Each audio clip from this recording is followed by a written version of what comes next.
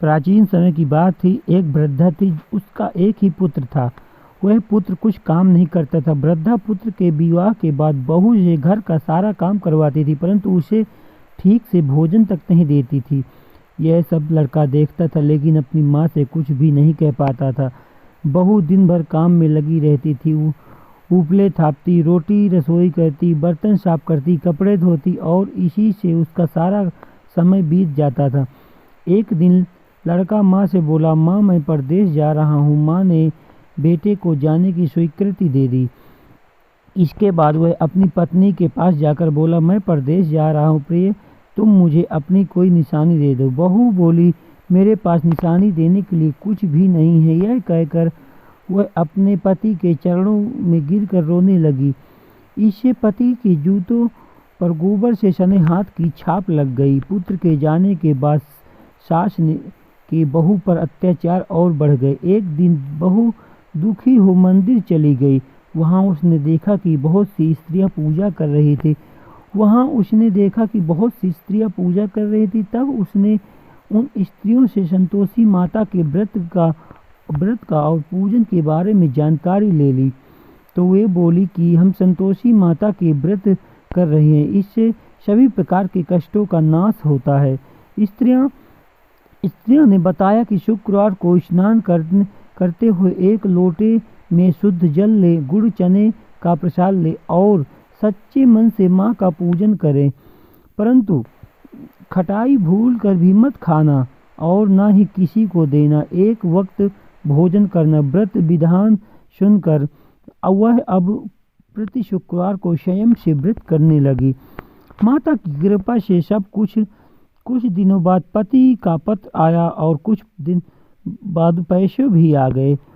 उसने प्रसन्न होकर फिर माता का व्रत रखा और मंदिर में जाकर अन्य स्त्रियों से कहा, संतोषी माता की कृपा से हमें पति का पत्र आया और रुपया भी आया है। अन्य स्त्रियों ने श्रद्धा से व्रत करने लगी। बहू ने कहा, हे माँ, जब मेरा पति घर आ जाएगा तो मैं तुम्हारे व्रत का उद्यापन करूंगी। अब एक रात संतोषी माँ ने उसके पति को स्वप्न दिया और कहा कि तुम अपने घर क्यों नहीं जाते? तो वह कहने लगा, सेठ का सारा सामान अभी बिका नहीं है, रुपया भी नहीं आया।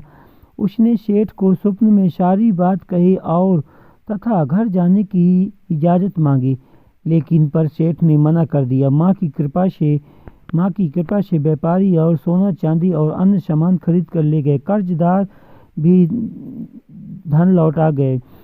तब साहूकार ने उसे घर जाने की इजाज़त दे दी। वह घर आकर पुत्र ने अपनी माँ व पत्नी को बहुत सारे रुपए दिए। पत्नी ने कहा कि मुझे संतोषी माता का व्रत का उद्यापन करना है।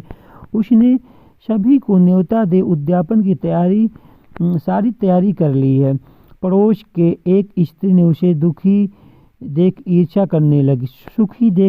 करने लगी। उसने अपने बच्चे को सिखाया कि तुम भोजन के समय खटाई से जरूर मांगना। उद्यापन के समय खाना खाते खाते बच्चे ने खटाई मांगने लगे तो बहू ने पैसा देकर उसे बहलाया फुसलाया। बच्चे दुकान से उसे उन पैसों की इमली खटाई खरीद कर खाने लगे। ऐसा होने पर बहू पर संतोषी माता क्रोधित हो गई। नगर के राजा के दूत उसके पति को पकड़ कर ले जाने लगे। बहू की स्थिति पुनः वैसे ही हो गई। उसने माता के मंदिर में जाकर पूछा कि माँ, मेरे साथ ऐसा क्यों हो रहा है? तब माँ ने कहा, उद्यापन में बच्चों ने पैसों की इमली खटाई खाई है, जिसका परिणाम तुम्हें भुगतना पड़ेगा। फिर बहू ने पुनः व्रत का उद्यापन का संकल्प लिया। संकल्प के बाद वह मंदिर से निकली तो राह में पति आता दिखाई दिया। पति बोला कि जो इतना धन कमाया था राजा के पास उसका कर चुकाने गया था। तब वह बोली कि अब चलो घर चलते हैं। फिर अगले शुक्रवार को उसने विधिवत से व्रत का उद्यापन किया। इससे संतोषी माँ प्रसन्न हुई। 9 महीने की दंपति को सुंदर पुत्र की प्राप्त हुई। अब सास बहू तथा बेटा माँ की कृपा से आनंद से रहने लगे। संतोषी माता की अनुकंपा से व्रत करने वाले सभी स्त्री पुरुषों की सभी मनोकामनाएं पूर्ण होती हैं। हाँ, संतोषी माँ के व्रत में एक बात का ध्यान रखना चाहिए, खट्टी चीज़ों से परहेज करना चाहिए, ना ही ग्रहण करना चाहिए, ना ही किसी को देना चाहिए। इससे माँ नाराज हो सकती है। जैसे वृद्धा की बहू के सभी कष्ट दूर हुए, वैसे ही संतोषी माता का व्रत करने से, कथा पढ़ने से सब परीक्षा में सफलता, न्यायालय में विजय, व्यवस्था में लाभ और घर की सुख समृद्धि पूर्ण फल प्राप्त होता है। इसके अलावा ऐसी मानता है कि संतोषी माता का व्रत रखने से फलस्वरूप अविवाहित लड़कियों को सुयोग वर की शीघ्र प्राप्त होती है। ये कहानी आपको कैसी लगी प्लीज़ हमें कमेंट बॉक्स में बताना। जय माता दी।